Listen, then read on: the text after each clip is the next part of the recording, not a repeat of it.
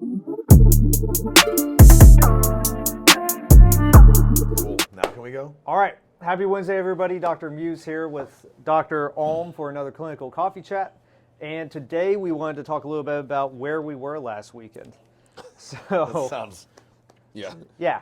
So We were learning. So last weekend we got the chance to go to Kansas City for the second time in only a few weeks. Coffee.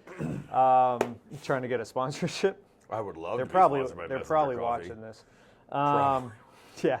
But where we were, we went to something called the Motion Palpation Sports Symposium, which is actually something that Dr. Olm speaks at every year, and I actually got the chance to speak at this year. So first, we should probably remind everybody what is MPI is. Yeah, so I guess to give a little bit of an extended history on that, we kind of have to go into traditional chiropractic and the history of chiropractic in America. We're going to go back 100 years to begin. A little bit. Essentially, the Motion Palpation Institute is probably the most progressive, contemporary, modern understanding of chiropractic and the adjustment and what we're doing. It's a fantastic place to learn how to be a good chiropractor, how to be a really, really good joint manipulator or bone cracker, whatever you want to call it. I think that some of the instructors there are the best adjusters in the world, in my opinion, but you certainly learn how to do that. Now, where MPI differentiates from traditional chiropractic has to do with the name, so Motion Palpation Institute. The motion part of this, back in the 70s when the creator of it, named Lin Fei, sort of came up with the idea. He was influenced by a guy in Scandinavia called Henri Gillet, and his idea was that we need to actually test and see how the joints work in motion. Now that works against the traditional the traditional chiropractic philosophy where the bone is just out of place. And so you're either palpating the static, not moving position of the bone, or we're taking an image of it, an X-ray, and then trying to surmise, what position is the bone in. And then the theory was, we're going to administer some force to push the bone back into place so that the spine works well. Well, that's never been proven in research. Yep. It's not really how the spine works. I don't want to go into too far detail there.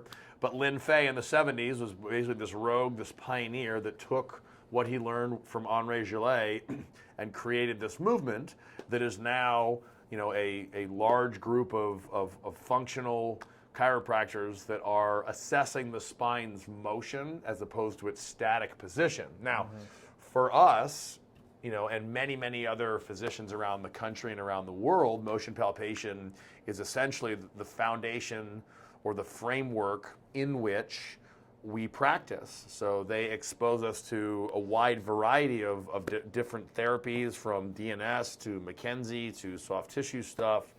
But really the foundation of motion palpation is the adjustment. And that's kind of the thing I think that differentiates us from other physicians, separates us from more traditional physical therapy, is our ability to use our hands, our ability to palpate the patient in front of us so that we know exactly what's going on and exactly what needs to happen. And then the adjustment, which could be a whole topic for another time, is an incredibly powerful tool for almost any, musculoskeletal or mechanical issue that you're dealing with. You come in, the manipulation can be a massively powerful part of that. And that's kind of what MPI gave to us. So then you can step in for what was the weekend? Yeah, so he spoke a lot on the manipulation, the adjustment, the palpation there, which is what MPI originally stemmed from. But the cool thing about this group is that they've just progressively changed what they taught or started to include in their teachings over the years. They're not sticking with the status quo of where they began. Although it was some great stuff, they've built on that as we go. So he talked about the adjustment, but over the last weekend, like I said, it's called the Sports Symposium. Yes, we talked about adjusting and practice some of that, but then we also talked about soft tissue techniques, movement assessment, some of the DNS stuff, nutrition. So it's not just about the adjustment, just like how we do in here. It's not just the adjustment, but it's the system of looking at the body as a whole and not just a spine and what we got to do to it. So some of the things we learned about was somebody by the name of Jason Hilm. I always said that. Hulme. Hulme. I don't know if you have to accent the L quite as much. Yeah. But he talked about something called the Selective Functional Movement Assessment, which is something that I believe both of us are certified in as well, but it's a system of looking at, and almost from an engineer's perspective of looking at... It is from an engineer's perspective. It is, Greg Rose. But going through the body first as a whole picture, but then fine-tuning it down into its segments to figure out where the kink in the chain is. So Jason did an amazing job, and we got to hear him lecture in terms of how he puts it into his practice, and then we got to break it out and actually practice some of this stuff. Yeah, there was that. There was manipulation, and then I did some stuff on soft tissue, and then we had Brett Winchester, another big influence to both of us. Yep. Did the functional rehab, a la DNS. So DNS, Brett and I teach DNS together. The one that really kind of stuck out to me, there's two. One of them was the guy that did the manipulation section. His name is Corey Campbell. I would put him in the pantheon of greatest adjusters, certainly that I've ever come across. And it was funny, I didn't practice any adjusting other than just sort of helping out the room.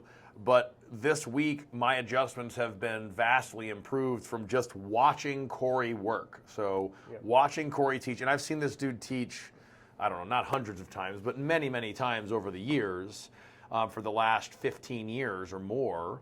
And yet watching him move, the great control and how gentle he is, but how precise he is. I'm administering better care this week from just watching him. So that was one of the highlights for me. Can I say the other one that the one that I want? Go for it. So another guy by the name of David Seaman. And so this is not good. Who is potentially one of the smartest people I know, but also one of the funniest people. It's literally like listening to Jerry Seinfeld teach you about nutrition. It's amazing. Yeah. So if you guys want, there's some great, and we've mentioned it on this podcast before, but he has one of his original books, or maybe the original book was something called the Deflame Diet. But now since then, I think he's up to 7 books now. Yeah, he's got one on the disc, I think. He's got one. He just wrote one on golf because he's a big golfer. Golf. Some COVID stuff. I think there's joint health. There's joint health. Yep. COVID stuff. Anyway, he puts up a lot of David Deflame.com. Seaman. Deflame.com. Look him up on YouTube. There's some amazing stuff. But just watching this guy stand up there and speak was absolutely amazing. Well, I've seen lots of speakers just speaking all over the world. He is a remarkably masterful presenter. But were you going to take the cool thing that he talked about that we were learning about? Which thing? The disc thing? The disc thing? You start. All right, we'll start and then you can steal it. So he basically went in and talked about the chemical component to degeneration of the disc, which might just be degenerative disc disease, or it might be, breakdown into disc herniation. And of course, there's both mechanical and chemical components to it, but it was awesome watching him go through and explain, how there's basically an autoimmune reaction and an inflammatory reaction inside the disc that starts to chemically break the disc down from the inside out, and then that makes it more susceptible to the mechanical forces to which it's exposed when it's bending and twisting and lifting and all that kind of stuff. Yeah, and obviously we're very mechanically minded here, which over that talk he kept saying, stop saying mechanical, but there is, with the McKinsey stuff, certified. There is this mechanical perspective to it, but now after listening to him talk, now just like with him with the adjusting, it kind of drew me back into this more dietary or chemical approach to it, where these are some things that maybe I'll start looking at with some of my patients. If they're considering it, Yeah, if we're just in this chronically inflamed state, can that be lending itself to the progression of some of these disc-type issues? All right, so let's just quickly, we could do a whole podcast on the inflamed stage. So he says the Deflame diet, Dr. Muse has referenced, being inflamed many times. Essentially, the food that we eat can either increase the amount of inflammatory chemicals. Basically, what we mean by that are chemicals that increase activity of the immune system, increase sensitivity of the body, and block it from functioning like it's supposed to from a chemical standpoint. And that can be not just in the gut, but like at the nerve endings, in the spinal cord, in the brain, and it can affect all those things, the joints.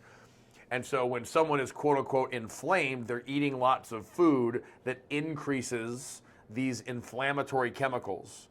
You can also eat foods that have no effect on it, and you can eat foods that are anti-inflammatory, so like fish oils. Those are anti-inflammatory. A lot of your antioxidants are anti-inflammatory. Vegetables tend to be very anti-inflammatory.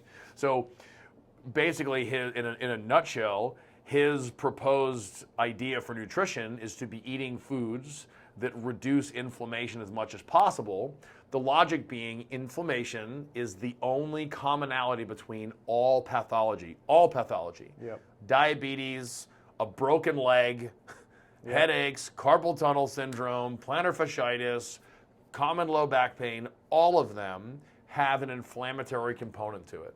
So his idea is we need to be eating and supplementing in ways that minimize the inflammation in the body to allow proper healing, proper function, reduce the actual pain there. So I thought that was fascinating. Absolutely. And I really feel like I need to be talking about nutrition and supplementation with patients a little bit more to get better results, because there is obviously an undeniable, humongous influence from the nutrition and the chemistry side of it. It's not just mechanical. So any other big ones for you? We don't want to push this too long. I think we've done a pretty good job of covering what we learned, and we didn't mention everything. There were some other amazing presenters that we didn't say by name, but the big takeaway is, I'd like to put this out there, but in the short term, sometimes maybe we are out of clinic, but this is where I think we differ from a lot of people, is that we're lifetime learners. So when we're doing these kind of things, it's to try to push forward what we're doing here in the office. I know he's the same way, but I hope a year from now I'm not practicing the same way that I am now. I want to consistently get better.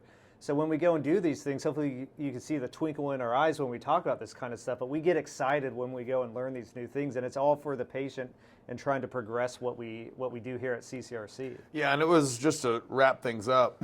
This weekend we also included, on Friday, this is what Dr. Muse got to speak at, we had sort of a rep gathering. So Motion Palpation has 2, 3, or 4 reps at each school around the country, and then those reps, we all kind of brought a bunch of them back together to just learn from it. It was so fascinating, because, or it's not fascinating, but so fun to watch, because then I got to watch, Jason Hulme present on that, or, a couple other docs that are in the area, and they don't typically teach on the circuit, but they were former reps. I remember watching them as students. I remember practicing adjusting with them, and now I'm watching them give like this brilliant lecture on, ankle problems, or talking about nutrition or whatever. It was really, really cool. And then we get to just be around, these great docs that may not be sort of Instagram famous or whatever, but they're just administering fantastic care, ethical care, to their community, whether it's, a big city like Nashville, like Jason Hulme, or it's a teeny tiny city, town in, in southern Indiana or whatever. So it was really just sort of invigorating, and, just grateful to be part of the Motion Palpation family. Absolutely. And I don't think we would be able to give the kind of care that we give here had we not come across that. So. Absolutely. Hope you guys enjoyed listening to this one. We'll be back next week with another clinical coffee chat, but hope you guys enjoy the weather today, and we will see you guys in a week.